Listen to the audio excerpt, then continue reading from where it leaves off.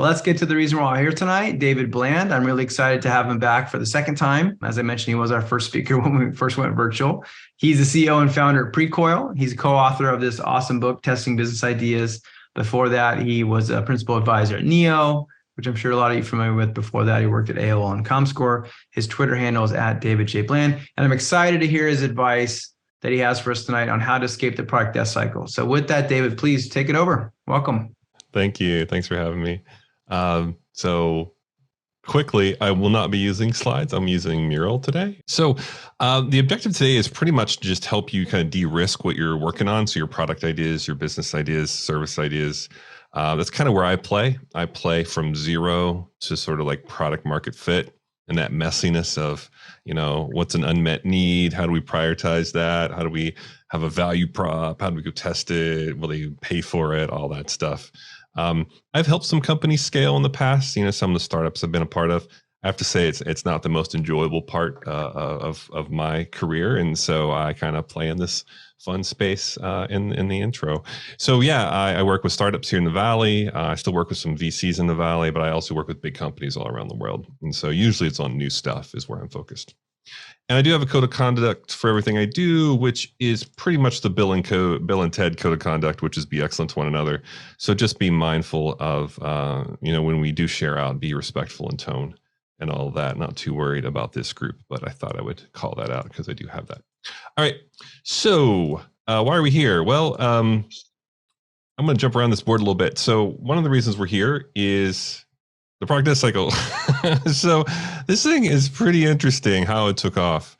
And I'll maybe sketch a little bit for you all. So I was frustrated one day.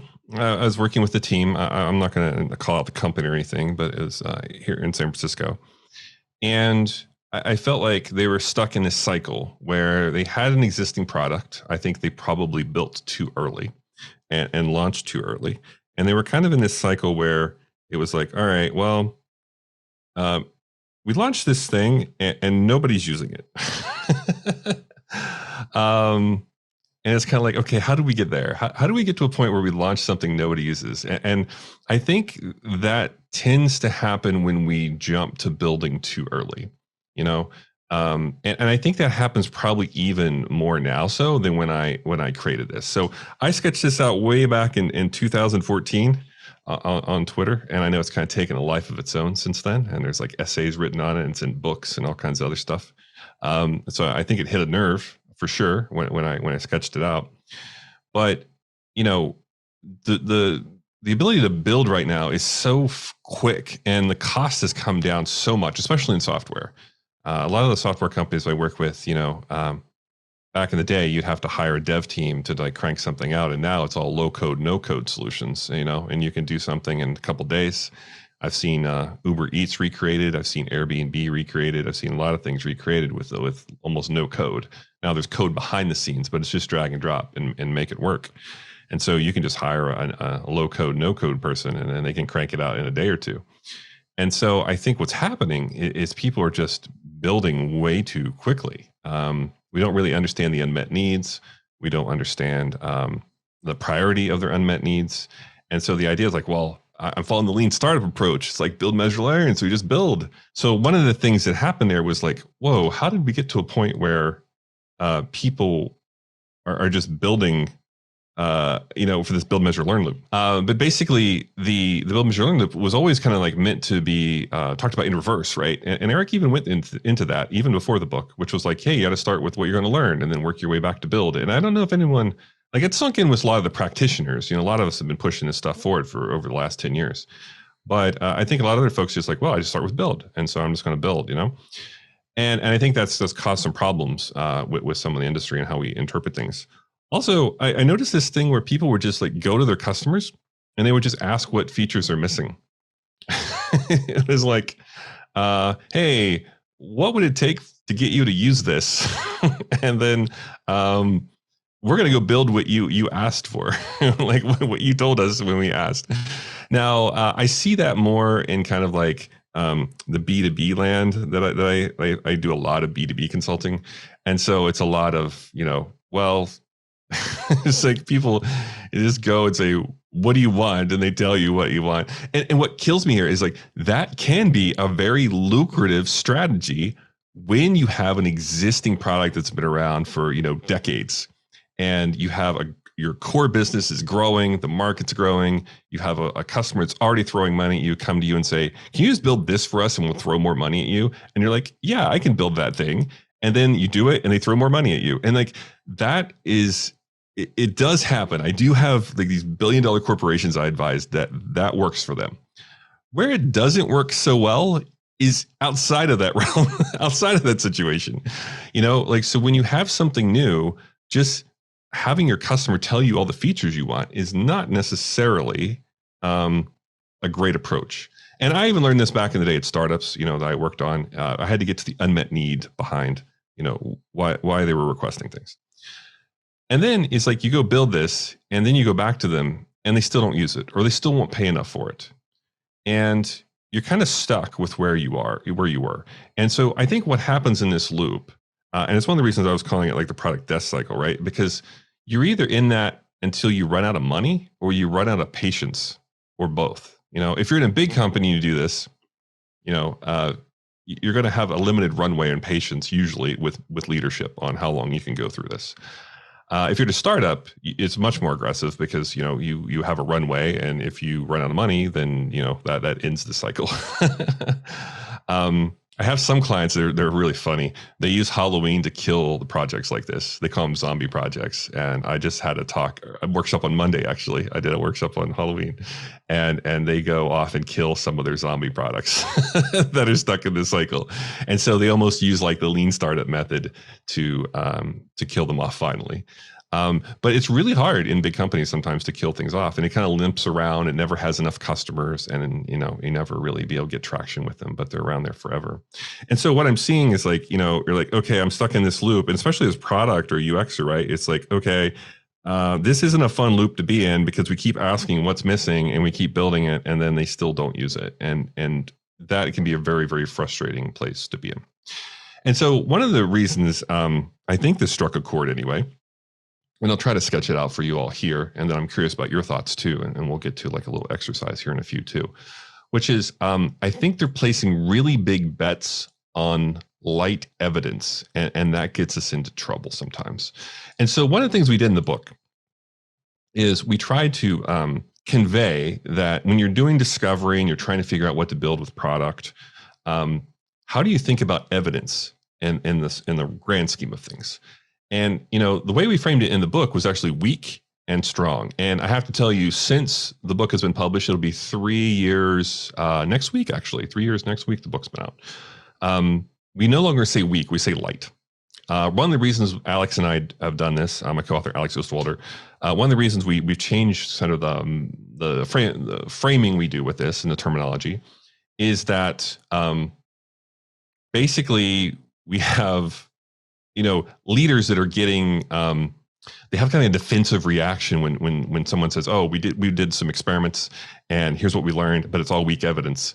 They kind of are having defensive reactions to that. And so it's not like the teams weren't working hard, but it's this idea of like, okay, we go from light to strong, so we're framing things more as light and then weak. And I feel like it's landed a lot better.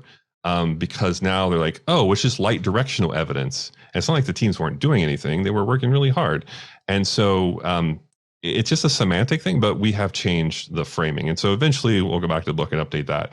But right now I'm just giving you like my latest thinking on things. And again, we have pushed the ideas forward since the book came out also in like 3 years ago. So when you think of light evidence, I'll just kind of sketch this out for you all.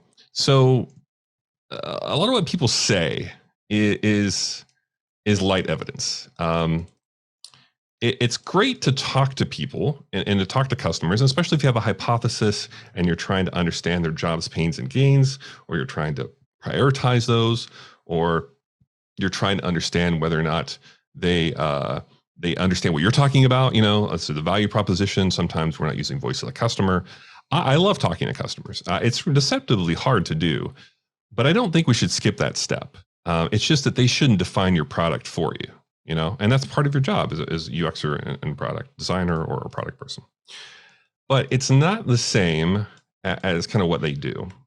And I've heard lots of stories, and I've unfortunately experienced a lot of these stories where the customer will say one thing and then they might do another.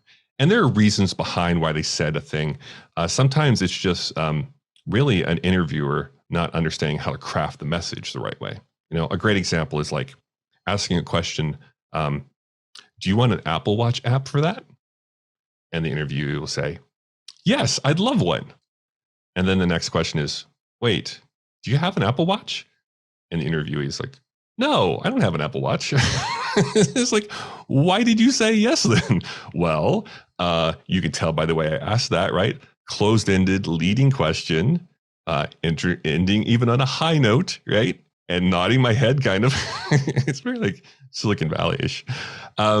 The show, by the way. So that happens. And so it happens with teams that don't necessarily understand what's going on. Like they just want to go build and they're very excited about what they're going to build.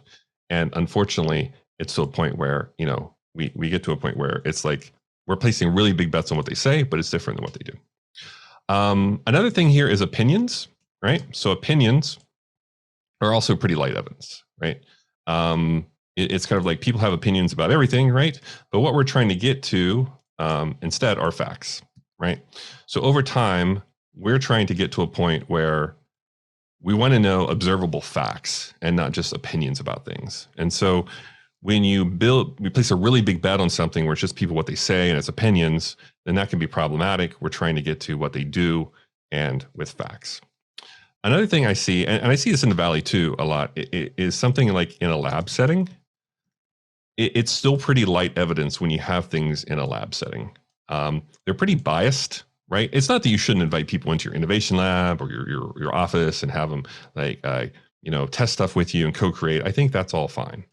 But, you have to be mindful of the environment they're in, and they are somewhat biased by the experience. Like they're self-selecting in to come in and do that with you. And I've done this with companies in the past, like when I worked with Toyota in Mountain View, right? We would invite people in and they would test stuff with us at Toyota in R&D.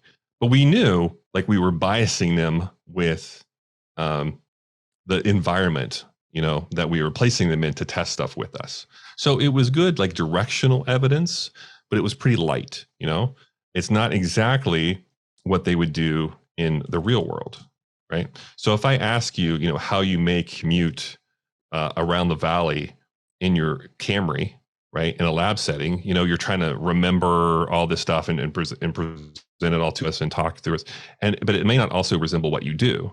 And it's quite a fact. Like one of the things we did in those interviews would we'd say, oh, okay, what kind of app did you use to get around on your commute today? And they would say, oh, I used Google Maps. And it's like, oh, okay, can you bring up your phone and show me? And they would click on Apple Maps, and to them that was Google Maps, right? And so just little things like that.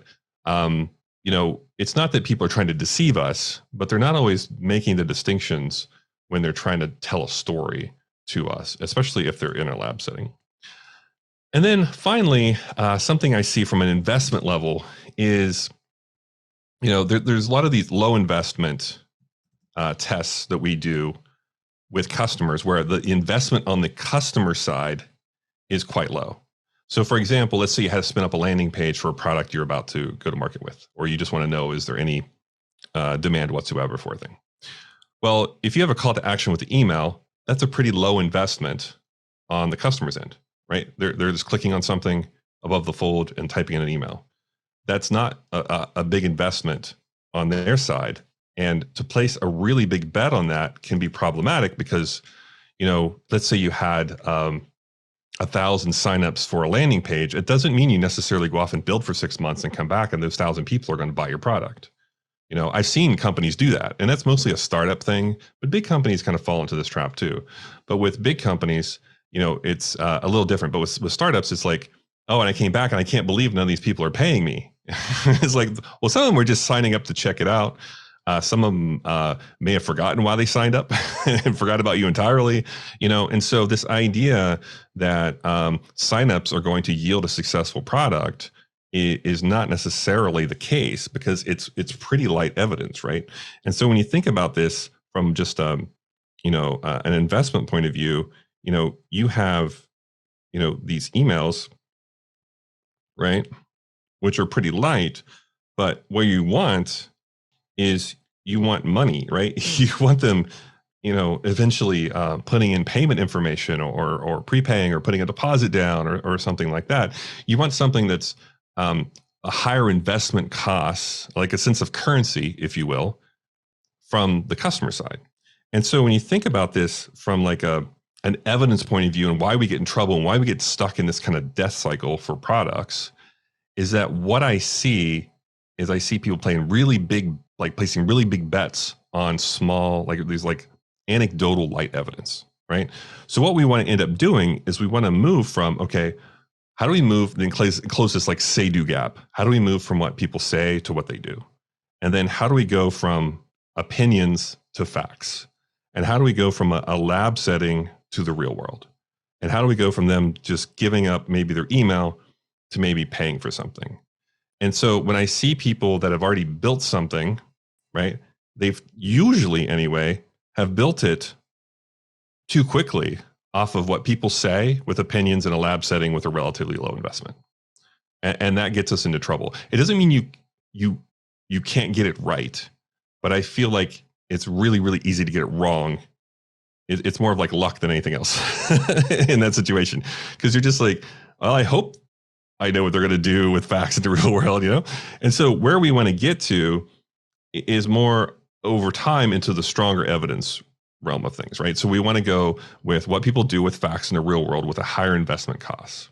And so when we think about kind of getting out of this cycle and how to get to like the unmet needs, and we slowly want to think of, what's like the next best test I could run to generate stronger evidence and get to something that I feel like I can place a bet with more confidence. And so when I talk about this method and we talk about like scientific method applied to business, I feel like it's closer to like a social science. And I feel like a lot of the teams I work with are overconfident. They'll talk to a customer and say, I validated that. And it's like, really? Did you validate that by talking to a customer? Because that's kind of what they say. We don't know what they'll do. And I've heard that time and time again of like, oh, we ran a survey and validated that. It's like, really? Because people type in all kinds of stuff in surveys. Like, you're going to build something that's worth millions of dollars based off a survey. And so it sounds crazy when I say it out loud, but it happens quite often inside these big companies.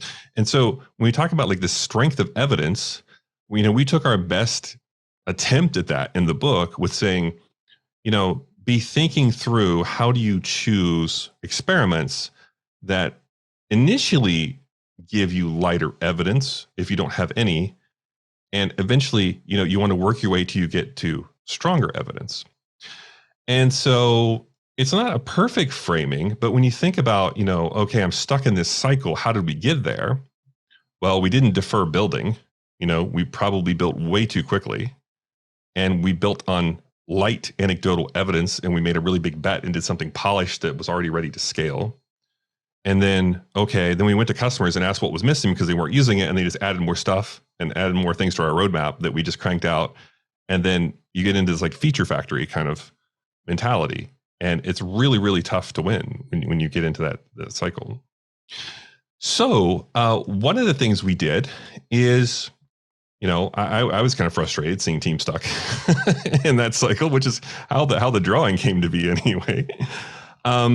And so what we did is it was really ambitious. And I said, okay, I think I can take all the experiments I've seen over the last 10 or 15 years working with companies, and I think I can apply some kind of taxonomy to them to help people choose and kind of get unstuck from this. Well, I'm just going to do interviews and surveys and then build the whole thing. Because there's so many other options. And that's not just talking software. Like I work with hardware companies, I work with service companies, I work with all kinds of different companies. I don't really focus on a sector. And what I've noticed is that the teams feel like more comfortable doing interviews and surveys, so they keep coming back and doing more and more of them. But my challenge to those teams are you're not necessarily paying down your risk by doing more interviews and surveys, right? Those are always going to be light evidence. You can do a bigger quantity of them, but you're not necessarily paying down your risk by doing more of them. And so what I did instead was like I took all these things I've seen, and again, I didn't create a lot of these. These have been around forever, but I tried to apply like some kind of taxonomy to them, which I'll go into in a few minutes.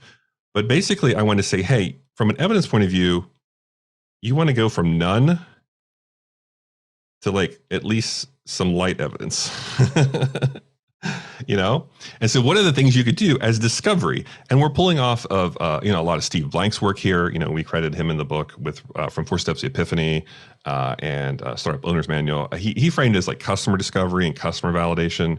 The only reason I went a little broader on it is because I felt like I want to do overall discovery, not just on the customer, but overall discovery for a product or service or business. So we kind of played with that framing a bit, but certainly building on his work here. And there are all these experiments in the book that go through, okay, what would I do if I had to go from almost no evidence? Like, how would I find the unmet needs, like the jobs, pains, and gains? And then how would I prioritize them?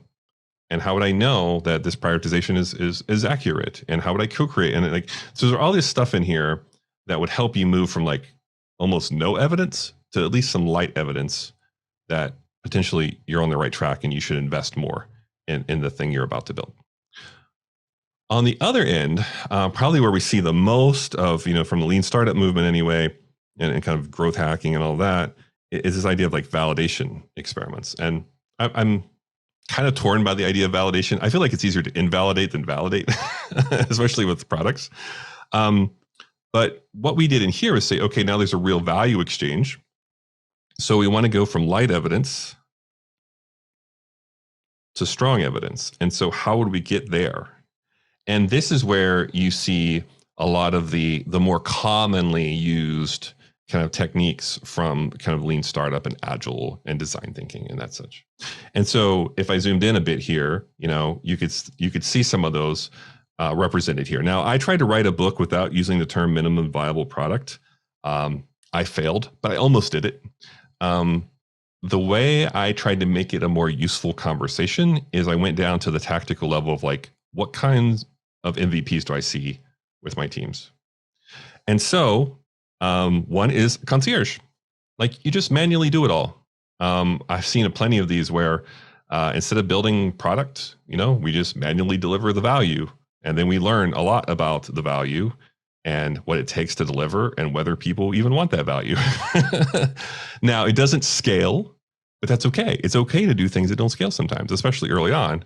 I keep hearing the will it scale, but it's not always the greatest question, right? You can charge for this. People will pay for a manually delivered service as long as it's delivering value. This idea that you can't charge for it is kind of crazy.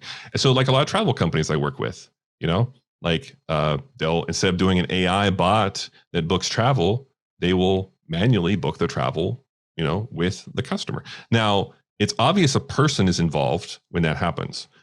With Wizard of Oz, it's similar to concierge, but it's not obvious a person's involved. So I do like cohorts of AI startups that come through the valley, right? That are kind of pre-seed level. And a lot of them are using spreadsheets and a bunch of people behind the scenes. There's not much AI. And so I would categorize them as more like Wizard of Oz because they're still delivering the value. And usually your customer doesn't care if it's AI or it's people, whatever, as long as they get the value. But it's not obvious that there are people involved in spreadsheets behind the scenes. They think it's some kind of algorithm. It's kind of like situational which one you would choose. But basically, both of them test desirability and viability and feasibility. These themes you hear quite often from like Marty Cagan and Jeff Patton and Teresa Torres and a bunch of other people in the industry, Stanford D School, right? These themes can be tested through these experiments. And these are some of my favorite experiments to do. Another one would be like a single feature. Now, I think Amazon Dash buttons are a great example of that. They were testing Alexa's payment strategy and just overall customer strategy with away from screen purchases with those little physical buttons where you just press a button and it would order, let's say, laundry detergent, but you'd have the button kind of magnetic button like stuck on your washing machine and you would press it. They didn't know that people would order away from screen. So they had to test it out. I thought that was a great single feature way to test that out. Now you can't find those buttons anymore. People hack them or whatever, but Amazon discontinued them. I felt like They came out near April Fools, so people thought they were a joke, but they were actually real. And now it doesn't matter because everything talks to each other and orders stuff for you. So there's no really purpose for those buttons anymore. But it was a really great way to test like Alexa strategy without building and rolling out Alexa and then finding out people would not order away from screen.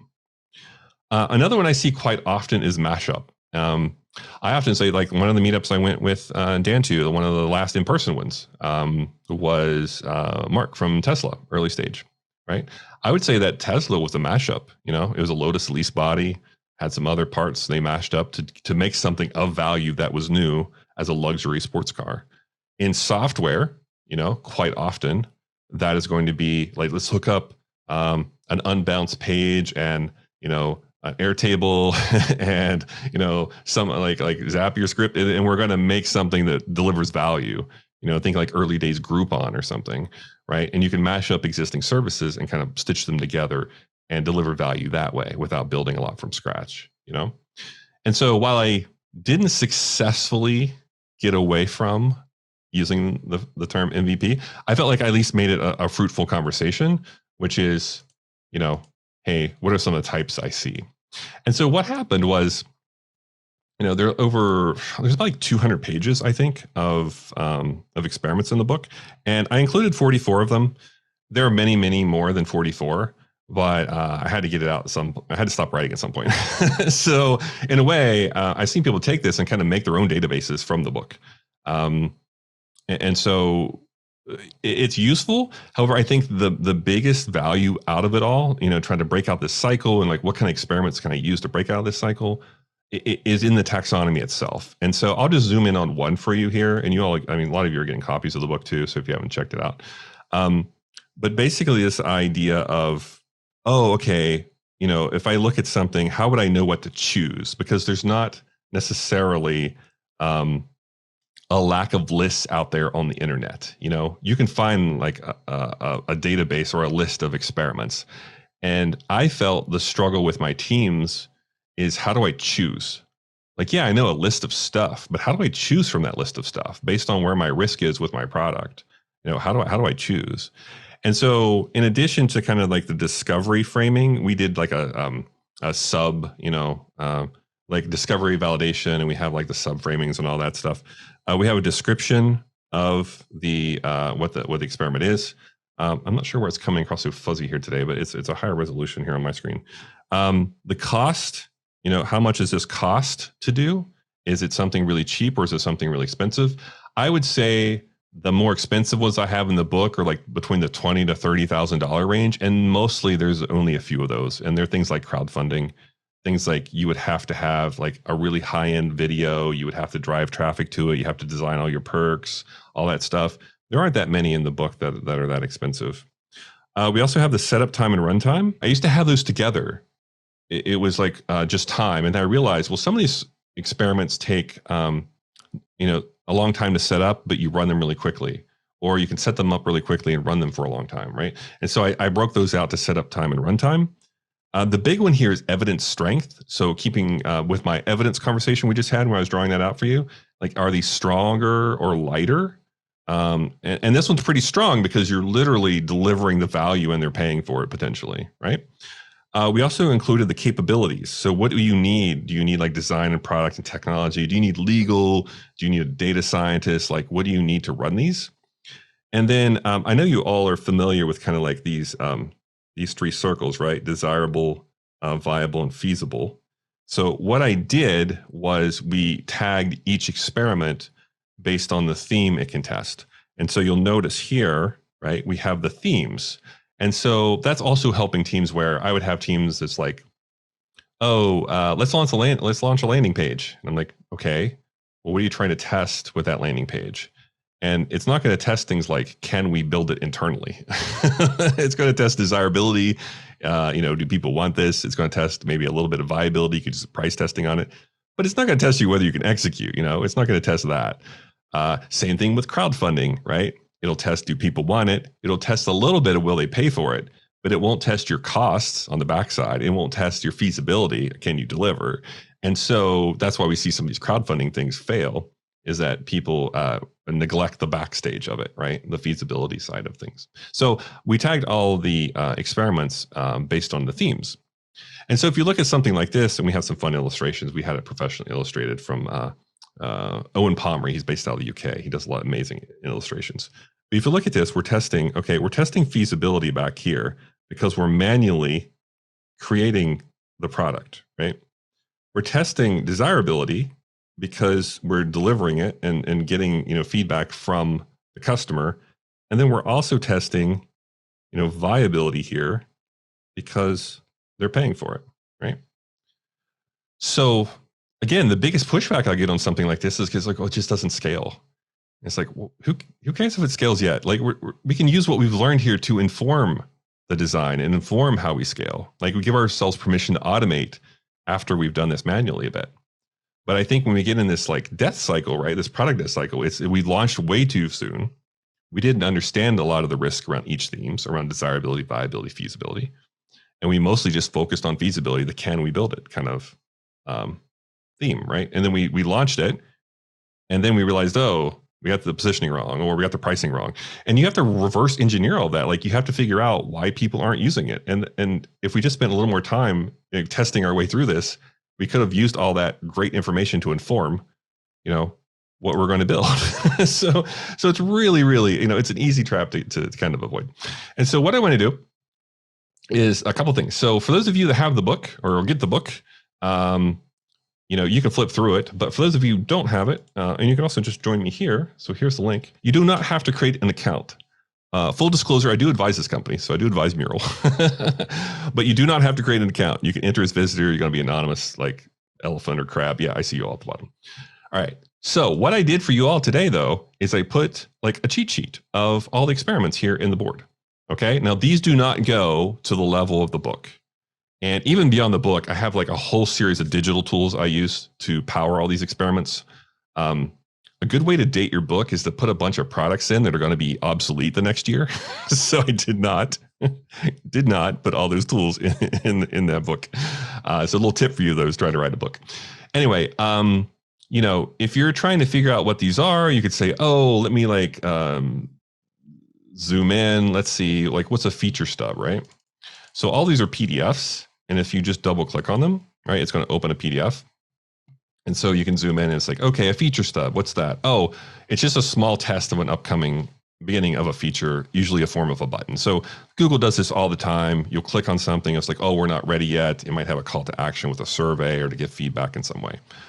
What's probably going on there is that people are having internal debate of whether or not they should launch something.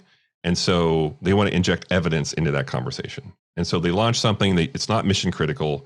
It's not going to be on everyone. It's not going to be for very long, sometimes for a few hours, sometimes for a few days, right? But it will inject some evidence in that conversation. Is there any interest whatsoever in us building a thing? Okay. And you'll notice that one tests mostly desirability because you're testing in the real world with customers. So the evidence is a little higher on whether or not people would use the thing if you built it. Okay. So they're all here. So we have the discovery ones here at the top, right? And then we have the validation ones here at the bottom. And we can't cover them all today because we have limited time in our session together today. But what I thought might be fun is what experiments you think could help you escape this cycle. For those of you that are in it, hopefully not too many of you are in it. For you know somebody that's in it, or you've been a part of that in the past, I'm just really curious which ones you think might help you escape. And so for me, I can tell you, I can kind of tell you an overall story here. So one of the teams I was advising, so that this was a while ago. So this one's not current. It's not today anyway. It was a men's dating advice chatbot. All right. So the team had some choices, right?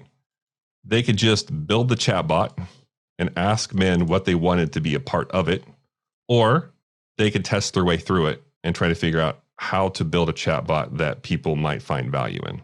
All right. And so the idea is you message a bot, the bot gives you dating advice, and you can kind of come back and get advice, non-judgmental advice from a bot, right? So I can tell you from this team, the kind of experiments they ran, they did customer interviews. They interviewed men. They tried to figure out, okay, what kind of challenges do you have with dating? Where do you go for advice? What are the problems? And a lot of it was like overwhelming advice, conflicting advice. There were a lot of things that were going on with this team. Next, they did search trend analysis. All right. So basically, they used what they've learned from the interviews to inform search trend analysis. They use like Answer the Public and Google Trends and Keyword Planner to see, is there anyone searching online in these cities with similar topics that we heard in the interview? Okay. From there, they did a paper prototype. So they basically sketched out what the bot could do and tested it with customers. Then they spun up a landing page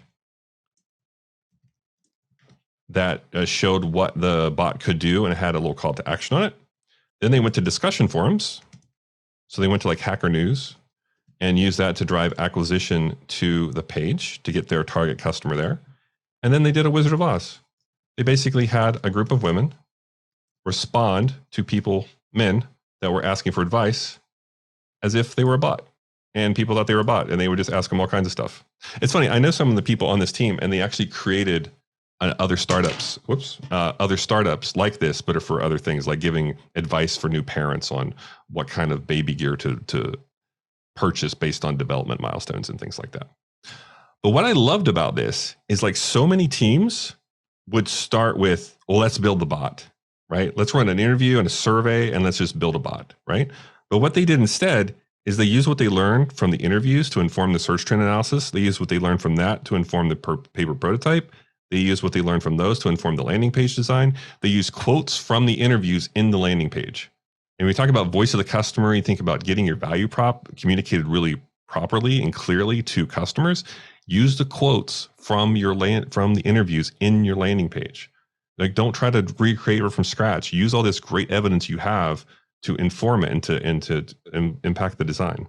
They went to discussion forums to be really scrappy about driving traffic to it, and then they did a Wizard of Oz to go test it and see if people would like it. Okay, so those are just some of the experiments they used instead of just going and building the whole thing.